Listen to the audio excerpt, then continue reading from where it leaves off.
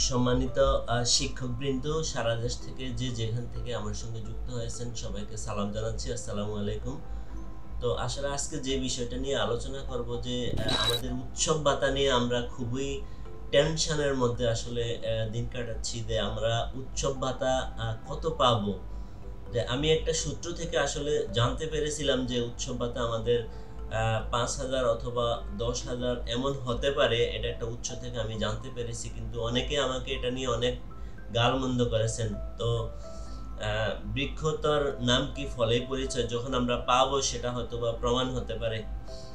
তো আমাদের যেই বিদায়ী যে শিক্ষা উপদেষ্টা ছিলেন ওয়াহিদুদ্দিন মাহমুদ, তিনি আসলে বলে গিয়েছিলেন যে ১৫-২০ বছরের যে বঞ্চনা সেটা আসলে ১-২ বছরের বাজেট দিয়ে কখনোই সেটা সম্ভব হয় না।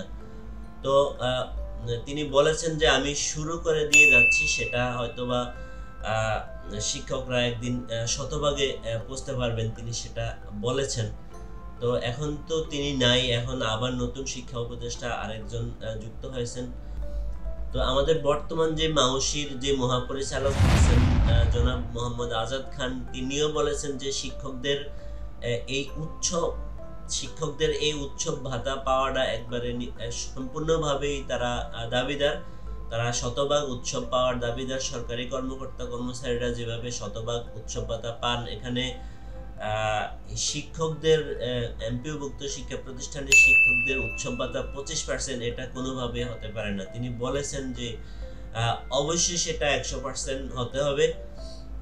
তো আসলে সেটার জন্য সরকার এবং মাউশি সবাই একযোগে কাজ করতেছেন, সেটাকে কিভাবে শতভাগে নেওয়া যায়। তো এই মুহূর্তে আসলে মানে সবকিছু প্রক্রিয়াধীন, যে কোনো কিছুই মানে চূড়ান্তভাবে বলা যাচ্ছে না যে কত পাওয়া যাবে। তবে আমি একটু ঘাটাঘাটি করেছি সেটা নিয়ে। তো আমি একটু জানতে পেরেছি যে আমরা আগে বাড়ি ভাড়া পেতাম ১,০০০ টাকা, সেটা এখন আরো ১,০০০ টাকা বৃদ্ধি হতে পারে।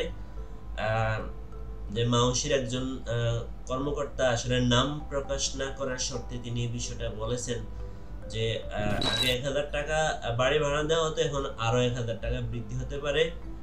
আর চিকিৎসা ভাতা আমরা যেটা ৫০০ টাকা পেতাম, সেখানে আরো এই ৫০০ টাকা অ্যাড হতে পারে এই মুহূর্তে।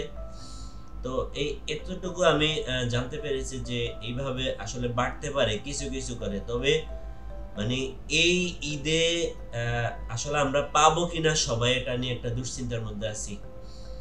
দুশ্চিন্তার মধ্যে আছি যে এখনই সেটা আসলে কতটুকু পাওয়া যেতে পারে।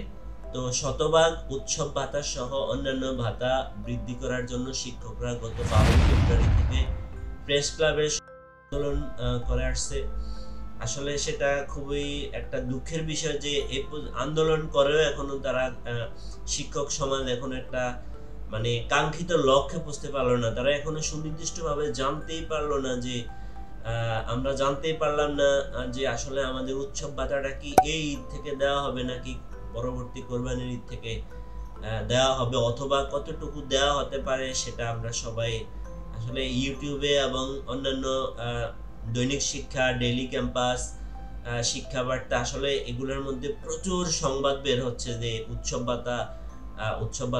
ভাতা নিয়ে এই খবর ওই খবর এই খবর। আসলে আমরা সবাই বিরক্ত হয়ে গেছি উৎসব ভাতার খবর শুনতে শুনতে, কিন্তু রিয়েলি সত্যিকার ভাবে মাউশি থেকেও কিছু জানানো হয় না, আবার শিক্ষা মন্ত্রণালয় থেকেও কিছু সুনির্দিষ্টভাবে জানানো হয় না যে এই দেওয়া হবে। তবে সরকারের কাছে, শিক্ষা উপদেষ্টা এবং মাউশির কাছে আমাদের শিক্ষক সমাজের বিনীত অনুরোধ হলো, আপনারা আসলে আমাদেরকে একটা আশার বাণী শুনান যে কবে থেকে আমরা সেটা আসলে পেতে যাচ্ছি, এই ঈদ থেকে নাকি কোরবানি ঈদ থেকে, এবং কি পরিমাণ উৎসব ভাতা আমরা পাবো এবং কবে নাগাদ আমরা শতভাগ উৎসব ভাতা পাবো। যদি আমরা সেটা জানতে পারি তাহলে আসলে আমরা একটু শান্তি পাবো। আসলে আমরা এমনিতেই অবহেলিত, যে এই 25% উৎসব ভাতা দিয়ে আমাদের কিছুই হয় না। যে আপনারা সবাই 100% করে যারা আছেন মাউশিতে সবাই নিচ্ছেন, কিন্তু আমরা শিক্ষক সমাজ আসলে আমরা অবহেলিতই থেকে গেলাম। তো সবার প্রতি বিনীত প্রার্থনা, অনুরোধ যে আপনারা যত তাড়াতাড়ি সম্ভব আমাদের উৎসব ভাতাটা শতভাগ করুন। আমরা একটু শেষ সময় হলো আমরা একটু ভালোভাবে বেঁচে থাকার যাতে একটু সাহস পাই। তো আজকের মতো এতটুকুই। আবার দেখা হবে নতুন কোনো ভিডিও নিয়ে, নতুন কোনো বিষয় নিয়ে আলোচনা হবে। যারা আমার এই ইউটিউব চ্যানেল রফিকুল এডুকেশন ভিডিওর সঙ্গে যুক্ত আছেন তারা তো আসেনি, যারা এখনো যুক্ত হতে পারেননি, সাবস্ক্রাইব করেনি, অবশ্যই সাবস্ক্রাইব করে রাখবেন। আর ভিডিওটা কেমন লাগলো সেটা অবশ্যই আমাকে মতামত জানাবেন। আপনাদের মতামত পেলে আমি আরেকটু সাহস পাই। তো সবার সুস্বাস্থ্য ও দীর্ঘায়ু কামনা করে আজকের ভিডিও এখানে শেষ করছি। সবাই ভালো থাকুন। আল্লাহ হাফেজ। আসসালামু আলাইকুম।